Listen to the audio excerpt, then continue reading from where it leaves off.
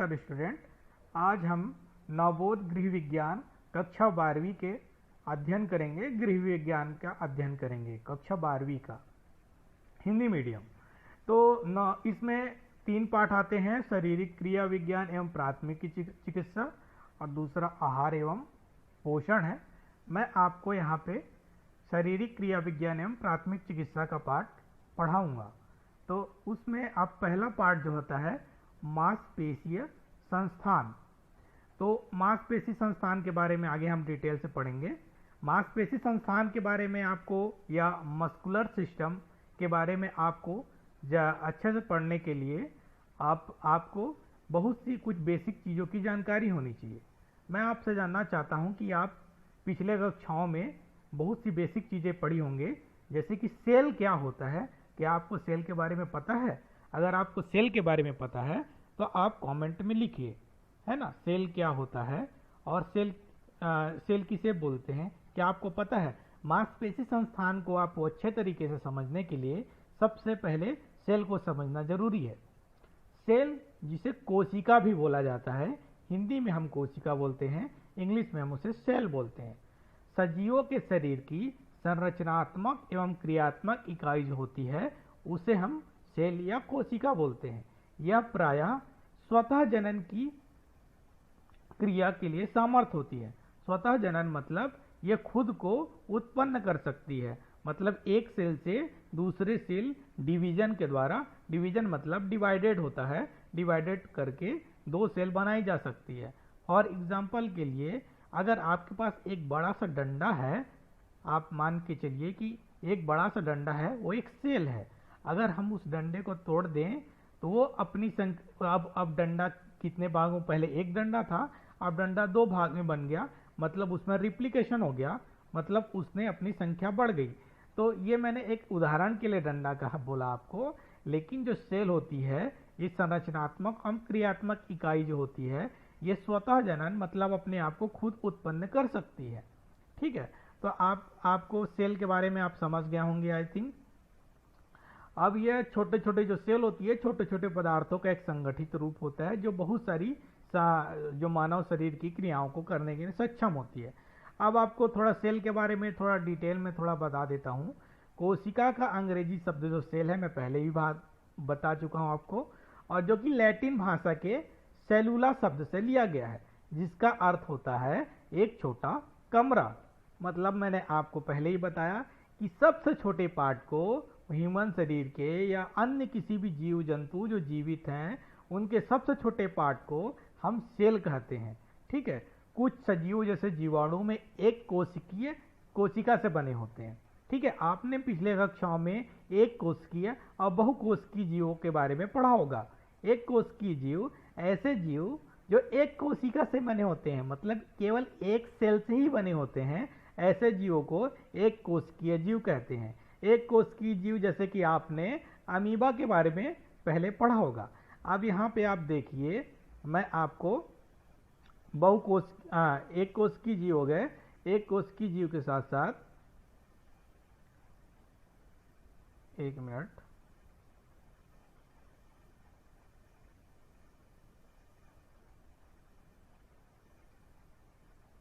हाँ,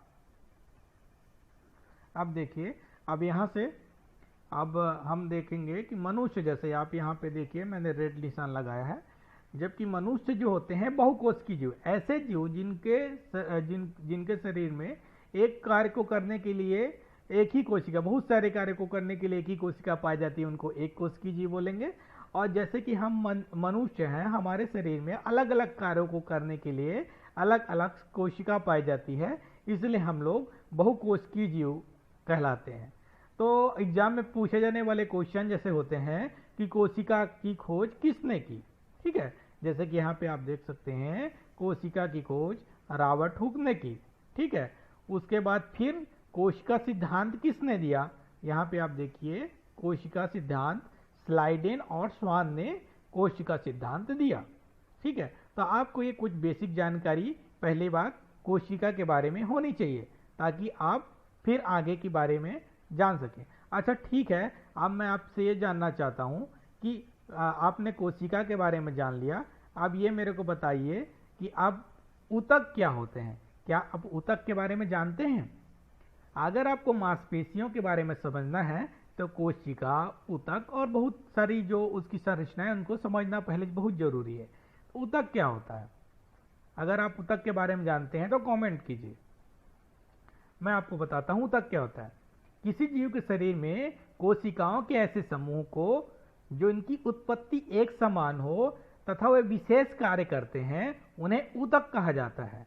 ठीक है, मतलब कि जो सेल है सबसे छोटी इकाई है, फिर कई सेल मिलके, कई सेल मतलब कि दो या दो से अधिक सेल मिलके किसी विशेष कार्य को करने के लिए, ठीक है, कोई भी विशेष कार्य हो सकता है जैसे चलना, दौड़ना, खाना पीना, हाथ को हिलाना, ये जो है अलग अलग कार्य हैं, विशेष कार्य हो गए।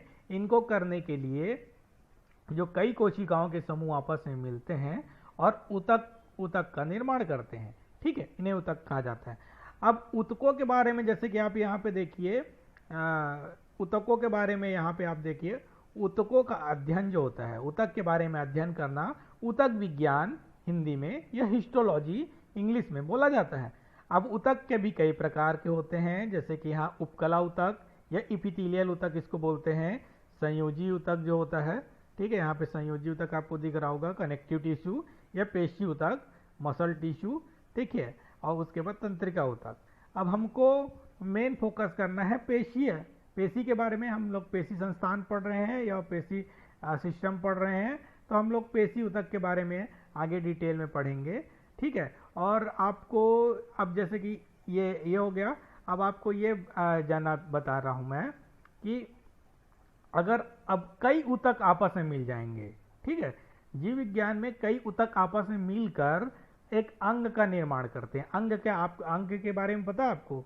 चलिए ठीक है, कमेंट कीजिए अंग के बारे में। मैं आपको अंग क्या होता है बताता हूँ।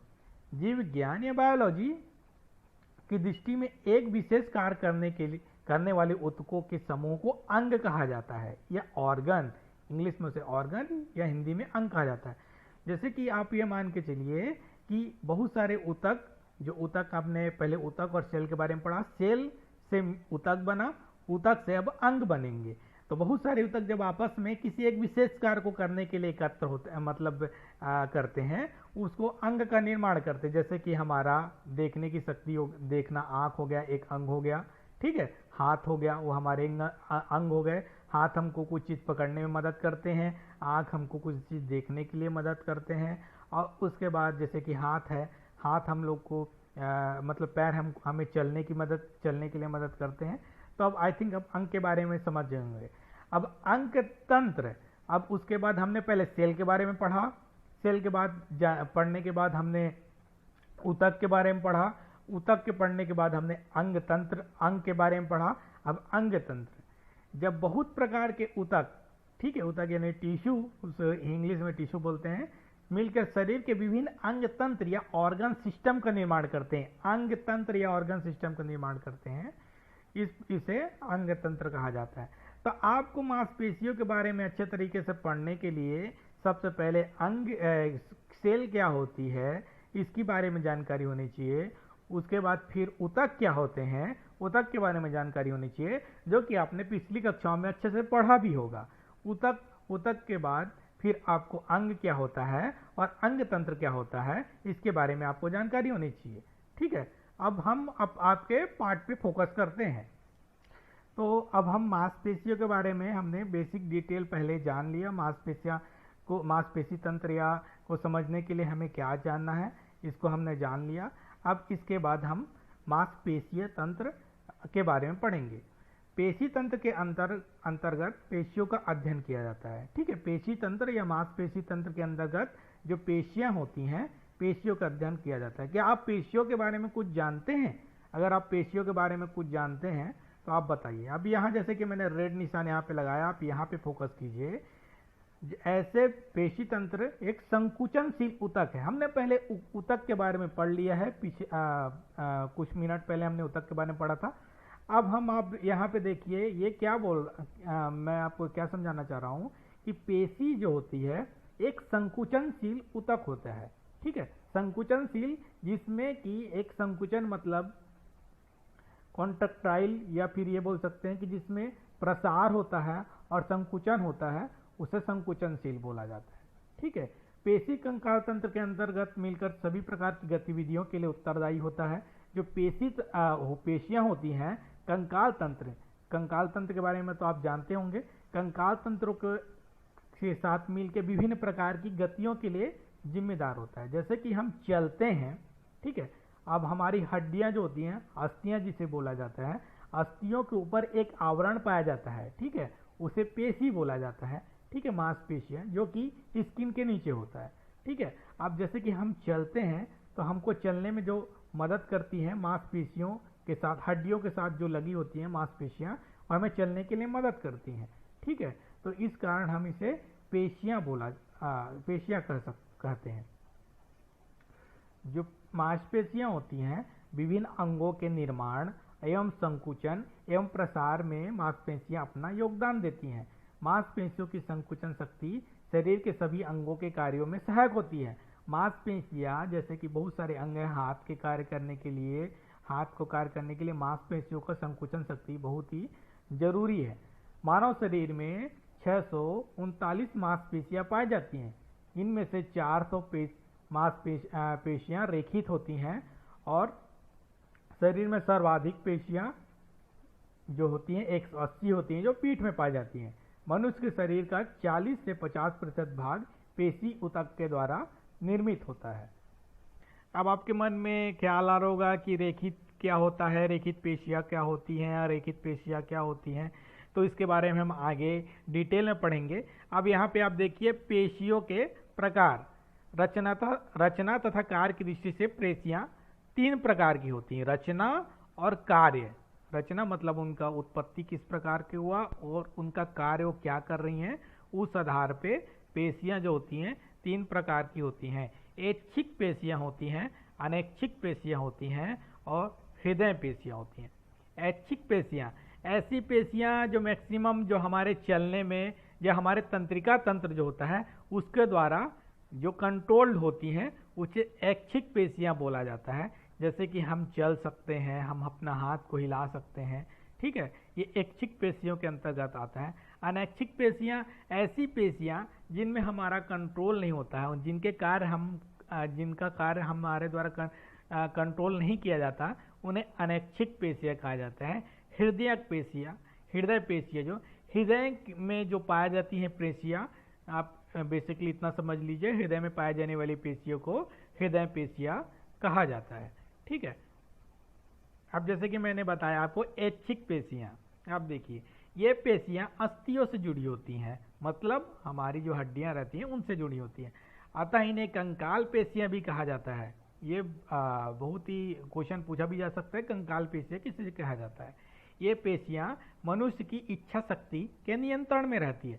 आपको अगर ऐच्छिक पेशियां, ऐच्छिक का मतलब क्या होता है, हमारी इच्छा, ऐसी पेशियां जो मनुष्य की इच्छा शक्ति के नियंत्रण में रहती हैं, इस कारण इन्हें ऐच्छिक पेशियां कहते हैं। ठीक है, इनमें आड़ी धारियां पाई जाती हैं। आप डायग्राम में अपने बुक में देखेंगे ऐच्छिक पेशियां का, तो उसमें आपको दिखाई देगा, इसलिए इन्हें रेखित पेशियां भी कहा जाता है। हमने कुछ समय पहले बोला था रेखित पेशियां क्यों कहा जाता है, क्योंकि इसमें आड़ी धारियां पाई जाती है। प्रत्येक पेशी में अनुदैर्ध्य रूप से व्यवस्थित पेशी तंतुक पाए जाते हैं। पेशियां जो होती हैं छोटे छोटे तंतुओं से मिलकर बनी होती हैं, उसे पेशी तंतुक बोले जाते हैं। उसमें लॉन्गिट्यूडनल है ना, जो कि रूप से पेशी तंतुक व्यवस्थित रूप में पाए जाते हैं। प्रत्येक पेशी कोशिका बहुकेंद्रीय होता है। जो कोशिका होता है, आगे हम लोग डायग्राम देखेंगे, आपको पता चल जाएगा बहुकेंद्रीय क्यों बोला जाता है। अनैच्छिक पेशियां हमने पहले ही बोला, इसमें धारियां अनुपस्थित होती हैं, ठीक है, इसलिए इन्हें अरेखित बोला जाता है। अनैच्छिक पेशियां जो होता है इनमें धारियां नहीं पाई जाती, धारी पाई जाएगी उसे रेखित बोला जाएगा, जिसमें धारियां नहीं पाई जाएंगी उन्हें अरेखित बोला जाता है। इस कारण इन्हें अरेखित कहा जाता है। इन पेशियों की गति पर हमारा नियंत्रण नहीं होता है किसी प्रकार का, ठीक है, इसलिए अनैच्छिक मतलब जो हमारी इच्छा से नहीं होता है, इस कारण अनैच्छिक पेशियां कहा जाता है। इनकी कोशिकाएं तर्काकार होती हैं। प्रत्येक कोशी तंतु अशाखित होता है, ठीक है। उसके बाद अगर आप डायग्राम में देखेंगे तो आपको समझ में आ जाएगा। एक केंद्रकीय होता है, जो केंद्रक होता है, एक पेशी में एक केंद्रक पाया जाता है। ये पेशियां थकान महसूस नहीं करती हैं, ठीक है, ये कभी भी थकान महसूस नहीं करती हैं, क्योंकि अगर ये थक जाएंगी तो फिर काम कैसे चलेगा हमारे शरीर का। फिर जैसे कि अब यहाँ पे देखिए हृदय पेशी, मैंने अपने पहले ही बोला, हृदय की दीवारों में पाई जाने वाली जितनी भी अनैच्छिक पेशियां हैं, हृदय पे हमारा कंट्रोल नहीं होता है। क्या आप अपनी धड़कन को कंट्रोल कर सकते हैं? चलिए कंट्रोल करके बताइए। आई थिंक नहीं कर सकते हैं। तो ऐसी पेशियां जो हृदय की दीवारों में पाई जाती हैं, अनैच्छिक जो होती हैं, इन्हें क्या बोलते हैं? हृदयक पेशी कहते हैं। इसमें ऐच्छिक पेशियों के समान आड़ी धाराएं होती हैं, अतः पेशी तंतु साखी तथा एक केंद्र की होता है। मांसपेशियों के कार्य क्या क्या होते हैं, आप इसके बारे में बताइए। चले, अच्छा आपको मांसपेशियों के कार्य पता है क्या? आप कमेंट कीजिए मांसपेशियों के क्या क्या कार्य हैं। तो अनैच्छिक पेशियां, देखिए आप बताइए, अनैच्छिक पेशियों के द्वारा शरीर में आवश्यक और महत्वपूर्ण कार्य संचालित होते हैं। जो अनैच्छिक पेशियां होती हैं, जो हमारी इच्छा से कंट्रोल नहीं होती हैं, नहीं तो बहुत लोग तो ऐसे करेंगे कि अपनी धड़कन को भी कंट्रोल कर लेंगे, अपने सांस को भी कंट्रोल कर लेंगे, और अपना बहुत सारे कार्य को, जैसे कि हृदय का धड़कन, सांस लेना, ये अनैच्छिक पेशियों के कारण होता है। आप इनको कंट्रोल नहीं कर सकते हैं। मांसपेशियों को आराम मिलने पर थके मनुष्य को भी आराम मिलता है। अगर आपका मांसपेशी दर्द दे रहा है, या आपको बहुत थकावट हो रही है, या बहुत काम करते हैं, आपका देखिए हाथ पैर में दर्द होता है, इसीलिए जब आप आराम करते हैं तो आपको बहुत आराम मिलता है। फिर मांसपेशियों के संकुचन और फैलने के कारण आंख वस्तुओं को देखती है। आप देखते हैं जो हमारी मांसपेशियां हैं संकुचित होती हैं, फिर फैलती हैं, जिससे आपको देखने में मदद होती है। इसके बारे में हम लोग आगे आंखों के बारे में जब पढ़ेंगे तो बहुत अच्छे तरीके से जाएंगे, ठीक है। ऐच्छिक पेशियों के द्वारा प्रत्येक मनुष्य या अन्य कोई जंतु अपनी इच्छा से कोई भी कार्य कर सकते हैं, जैसे खेलना, दौड़ना। आप बताइए, आप क्वेश्चन बताइए कि अच्छा ऐच्छिक पेशियां क्या क्या होगी, आप सोच के बताइए। आपके लिए ये होमवर्क है, आप बताइए कि ऐच्छिक पेशियां क्या क्या हैं, ठीक है। जैसे कि मैं यहाँ पे आपको हिंट दे देता हूँ, खेलना, दौड़ना, खाना, इसमें कौन कौन सी पेशियां मदद करती हैं, उन्हें ऐच्छिक पेशियां बोलेंगे। आप चलिए कमेंट कीजिएगा। मांसपेशियों को एक आकार मिलता है, ठीक है। मांसपेशियों से शरीर को एक आकार मिलता है। जो हमारा शरीर है ना, बहुत बेढंगा है। कोई लोग ब्यूटी में मर जाते हैं कि ये बहुत सुंदर दिख रहा है, बहुत अच्छा दिख रहा है। तो अगर आप अपने शरीर को देखेंगे तो आपको लगेगा कि हमारा शरीर जो है कितना बदसूरत है। तो मांसपेशियों की वजह से ही ग्लो करते हैं आप, मांसपेशियों की वजह से ही चिकने और ग्लो और अच्छे दिखते हैं, ठीक है। तो मांसपेशियों शरीर के एक आकार मिलता है, जैसे कि एक आकार मिल गया, सब लोग अलग अलग आकार के होते हैं। मांसपेशियों के कारण शरीर सदा हुआ संतुलित लगता है, आप बहुत अच्छे दिखते हैं। उसका कारण कौन है? मांसपेशियां। तो अपने मांसपेशियों को थैंक यू बोलते रहिएगा।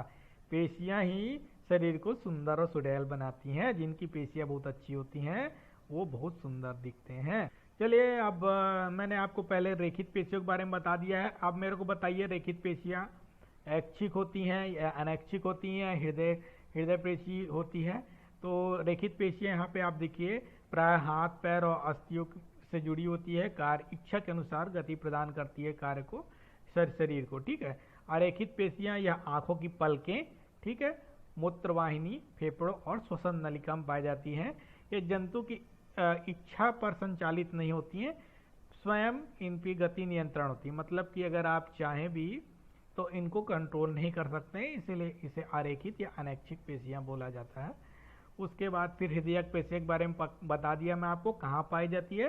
हृदय में। यहाँ पे आपको दिख रहा होगा हृदयक पेशी के बारे में, कहाँ पाई जाती है? हृदय में पाई जाती है। कार्य क्या होता है? पेशी स्वयं नियंत्रण करके हृदय की धड़कन बनाए रखता है, ठीक है। हृदय का धड़कन आप कंट्रोल नहीं कर सकते हो, इस कारण इसे हम लोग क्या बोलते हैं? हृदयक पेशी के कारण कंट्रोल नहीं कर सकते हैं, ठीक है। तो आगे आप हृदयक पेशी के बारे में आप पढ़ लिए। यहाँ पे आप देखिए, मैंने आपको रेखित पेशी के बारे में आगे पढ़ाया था। यहाँ पे डायग्राम देखिए, एक केंद्रक मतलब ये जो इसका केंद्रक, यहाँ देखिए एक केंद्रक पाया गया है, ठीक है। ये सार्कोप्लाज्म बोलते हैं। इसमें आपको आगे डायग्राम, ये हृदयक पेशी का डायग्राम है, ये आपकी बुक में मिलेगा डायग्राम, आप इसको देखिएगा। ये इसमें देखिए एक केंद्रक मैंने आपको पहले बताया था, एक केंद्रक यहाँ पे पाया जा रहा है, ठीक है। ये आपस में जुड़े होते हैं। जो हृदयक पेशी होते हैं एक दूसरे से सटे होते हैं, देखिए कैसे सटे हुए हैं, है ना।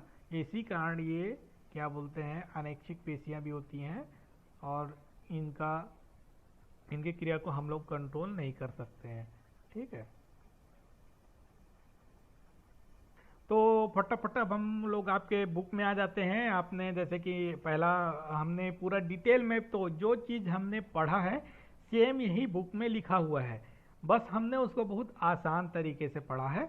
आप एक बार इसको पढ़ के देखिए और आपको अगर कहीं कुछ डाउट होता है तो मेरे को बताइए। लेकिन जो चीज़ हमने पढ़ा है, देखिए आपने यहाँ पेशी के बारे में पढ़ा है, हमने पेशी क्या होता है हम लोग जान चुके हैं, सामान्य परिचय उसका क्या होता है।